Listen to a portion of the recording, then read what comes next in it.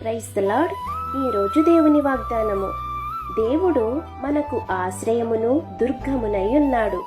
ఆపత్కాలములో ఆయన నమ్ముకొనదగిన సహాయకుడు. కీర్తనల గ్రంథము 46వ అధ్యాయము 1వ వచనం. దేవుడే మన ఆశ్రయము. ఎవరు విడిచిపెట్టినా, పరిస్థితులు ఎంత కష్టమైనా దేవుడు మనకు అండగా ఉంటారు. దేవుడే మన బలము. మన బలహీనతలో, నిరాశలో ఆయన మనకు శక్తినిస్తారు. దేవుడే తక్షణ సహాయము. దేవుడు ఆలస్యం చేయడు. మనకు అవసరమైనప్పుడు వెంటనే సహాయము చేస్తారు. ఈ వాగ్దానాన్ని నమ్ము, భయపడకు.